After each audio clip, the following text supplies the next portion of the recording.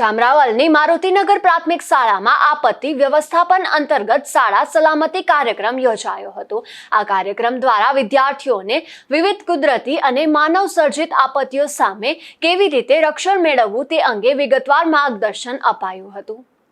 તાજેતરમાં જામરાવલ સ્થિત મારુતિનગર પ્રાથમિક શાળામાં આપત્તિ વ્યવસ્થાપન પ્રોજેક્ટ હેઠળ શાળા સલામતી અંગેના એક વિશેષ કાર્યક્રમનું આયોજન કરવામાં આવ્યું હતું। આ કાર્યક્રમ દ્વારા વિદ્યાર્થીઓને વિવિધ કુદરતી અને માનવ સર્જિત આપત્તિઓ સામે કેવી રીતે રક્ષણ મેળવવું તે અંગે વિગતવાર માર્ગદર્શન પૂરું પાડવામાં આવ્યું હતું। પ્રાયોગિક નિદર્શન કાર્યક્રમના ભાગરૂપે શાળા પરિસરમાં ફાયર ડેમોન્સ્ટ્રેશનનું આયોજન કરવામાં આવ્યું હતું, જેમાં આગ લાગવાની ઘટના સામે લેવાના પ્રાથમિક પગલાં અને પોતાનું તેમજ અન્યનું રક્ષણ કેવી રીતે કરવું તેની પ્રાયોગિક સમજ આપવામાં આવી હતી। આ દરમિયાન જરૂરિયાત મુજબ નિદર્શનને સરળ અને સમજવા લાયક બનાવવા પર ભાર મૂકવામાં આવ્યો હતો।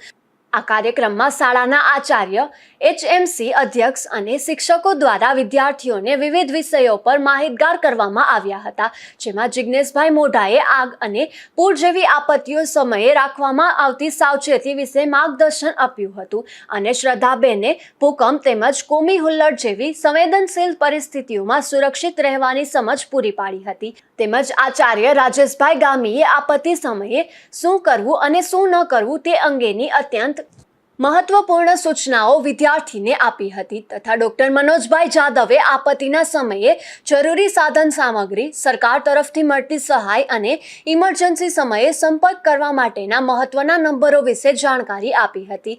શાળાના ધોરણ 6 થી 8ના શિક્ષકગણ દ્વારા પણ વિદ્યાર્થીઓને આપત્તિઓ અંગે સમજૂતી આપવામાં આવી હતી, જ્યારે સમગ્ર કાર્યક્રમનું સંચાલન અમિતભાઈ દ્વારા કરવામાં આવ્યું હતું। આ કાર્યક્રમ દ્વારા વિદ્યાર્થીઓમાં આપત્તિઓ પ્રત્યે જાગૃતિ વધારવા અને સુરક્ષિત વર્તન અંગેની સમજ કેળવવા પ્રયાસ કરાયો હતો।